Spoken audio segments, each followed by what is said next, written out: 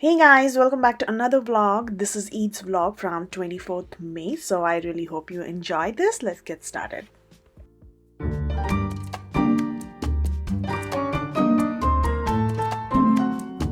So today I'm going to show you what all I made for Eid. So this is the shopping which I have done, and luckily we also found Indian mangoes, Alfonso, which I was like eagerly waiting for once a year. That's in summer, so it costed us about $55. So anyway, let's get started with cooking. So the first thing which I'm making here is mutton dalcha. This really pairs up very well with biryani. So I have taken about 7 to 8 pieces of mutton bones that has some fat on it. The fat is really important, that's where the taste comes from. And I have added about 1 tablespoon of ginger garlic paste, and I'm going to give it a mix and add in some 1 cup of water and pressure cook for about 6 to 7 whistles depending on how tender is the mutton. And meanwhile, what I'm going to do is I'm going to soak about half a cup of chana dal. I thoroughly washed it and soaked. And let's get back to this afterwards. Let's get started with the biryani preparation. Here we have 2.5 kgs of chicken. These are bigger pieces, and 1 cup of fried onions. These are ready-made. And we have spices here: 1 tablespoon shahi zira, some 20 cloves, 15 choti ilaichi, 2 badi ilaichi, 1 Marathi mugga, star anise, 1, a little bit of javitri, and a few sticks of cinnamon. I've put it in a coffee grinder and I'm going to grind it thoroughly.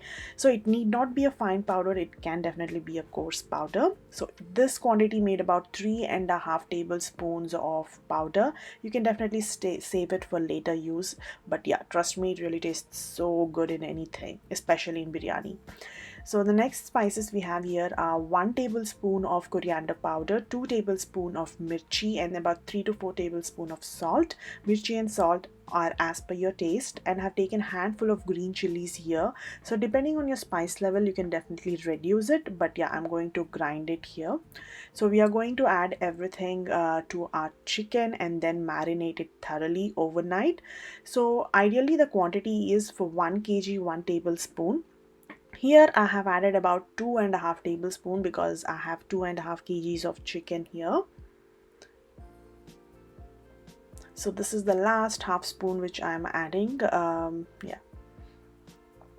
And the next thing which we are going to add in here is all these salt, red chili, coriander powder, and green chili paste.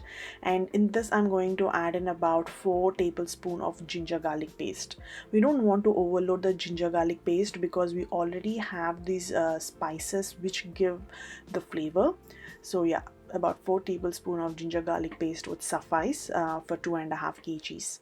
To this we are going to mix it thoroughly. Now here lies the technique. The way you actually mix this marination will impart a lot of flavor to your biryani.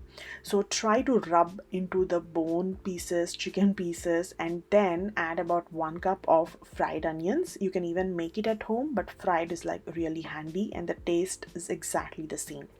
So as you can see, I'm literally like squishing the chicken pieces because that's what I want.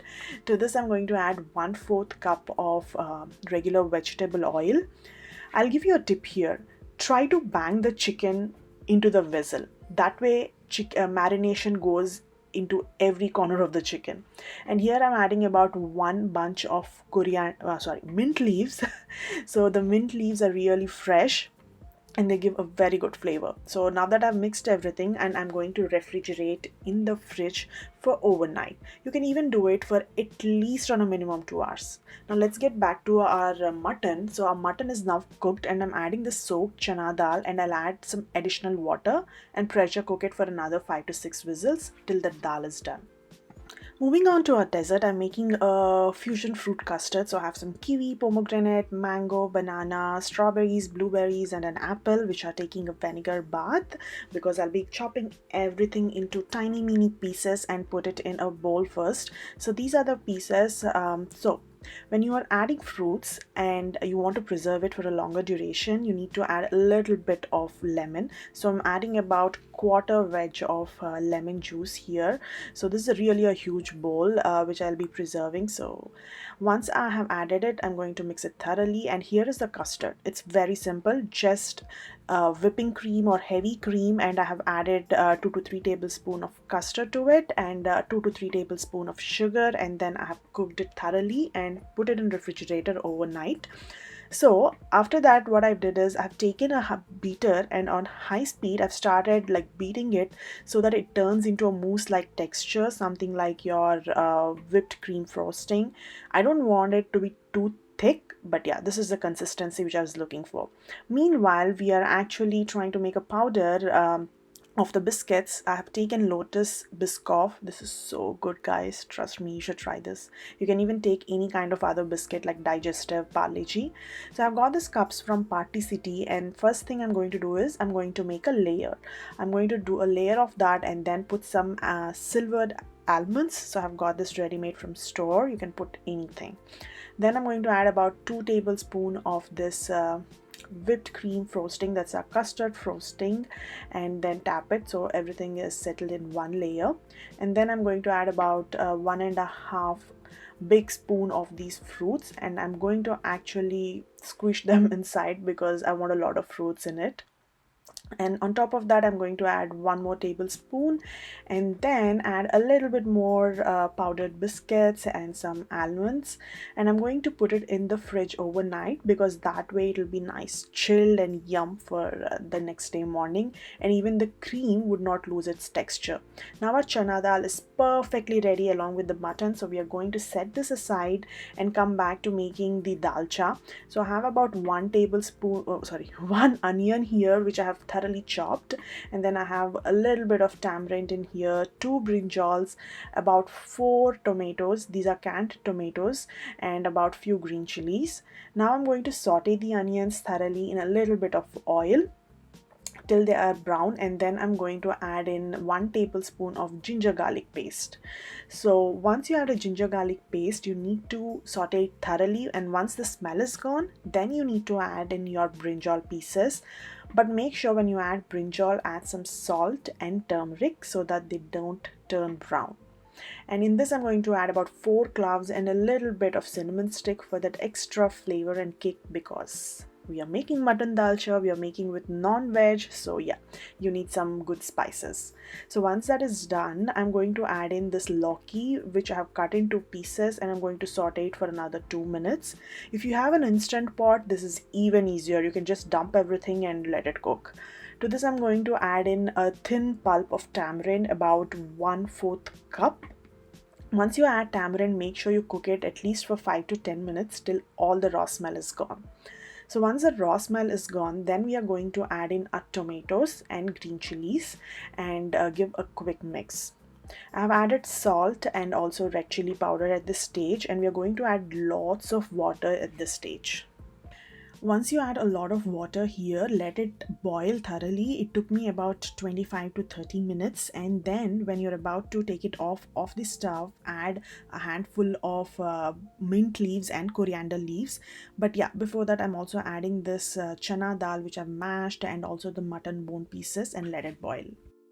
And while that is cooking, I'm back here. So we are cleaning the house parallelly, and my husband is putting up this Eid Mubarak banner. So I've never done this decoration, and I've always wanted to do. So I thought, like, you know what, let's start with this year, and I've given him some duties to clean, because yeah, it's both of us at the home, so we have to share the responsibilities. So he's using an old mask and trying to clean it, and he has put everything up here. I got all this stuff from Party City, yeah. So these were not really expensive, these were cheap. We can even multi-purpose or repurpose for next year. So these are the paper plates and some paper napkins with Ramadan Kareem, some spoons for the dessert, small plates. If you have anything else, I got this cute food labels that I have written on.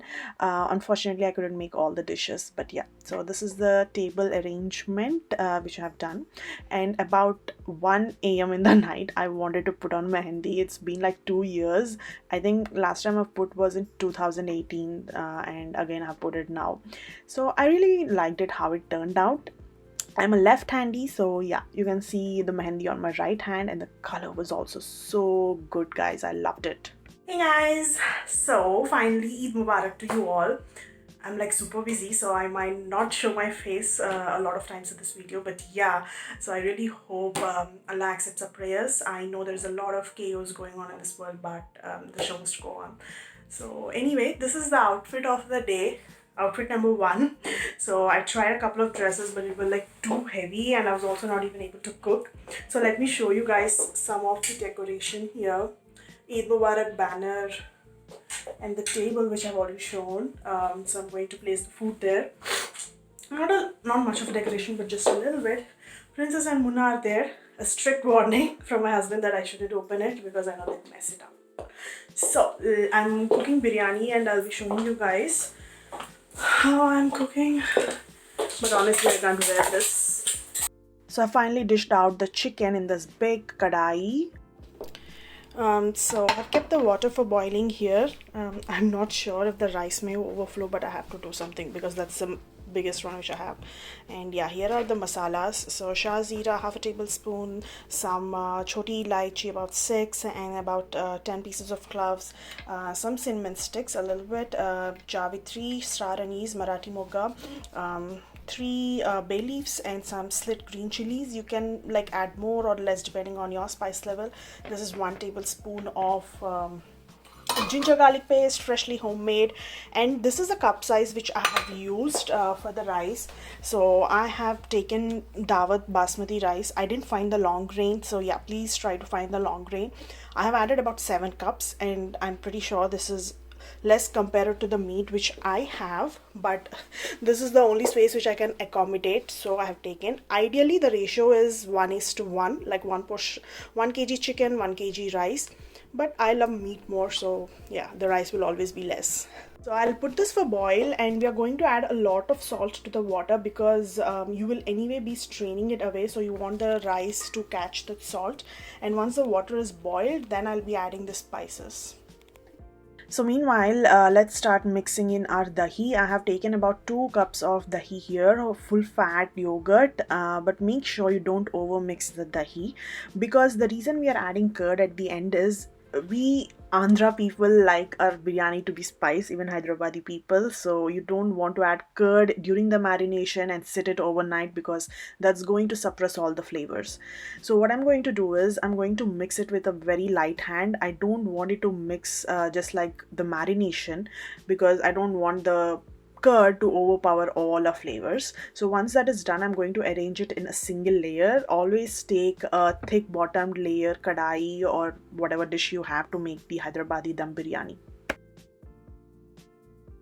So meanwhile, while that is sitting, I have taken about some water here, a quarter cup, and to that I have added saffron strands, and also have added yellow food color to the same because I don't want to use like 2 things.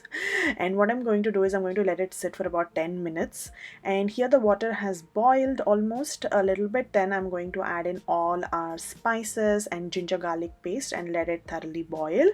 And I think I've added about 7 to 8 tablespoons of salt. Yeah, just like I told you, it costs more. So here I've taken 1 cup of fried onions, 1 big bunch of mint leaves, and half a bunch of coriander. These are going to be in the layers. And meanwhile, what I did is I have taken few tablespoons of this saffron water and I'm going to add it on the chicken layer because saffron imparts a lot of flavor again. So you need to make sure that it's even present in the chicken, so I'm going to add it there. And now that the water is thoroughly boiled, I'm going to add in our soaked rice. Kindly do not soak the rice more than 40 minutes because the rice will start to break. So once that is done, I have added it to this bowl, and meanwhile I have taken a few cubes of butter and I'm going to add it on the chicken. Now I know there's a lot of fat going into this, but that's where the taste comes from. You don't want to compromise, at least on Eid day. I have added about 8 cubes of butter. This is unsalted butter. I'm not adding ghee because ghee has a very strong flavor here. So if you can see the rice, after about 5 minutes, this is almost like started cooking, and the first layer you put should be like at least 50% cooked, not more than that. So I'm going to add that rice in here in a single layer. Do not overcrowd it because I'm cooking in a larger quantity. I can do it like however I wish. So to this I'm going to garnish with some coriander, mint leaves, some saffron water, and also fried onions. And at the same time I'm going to add in another layer.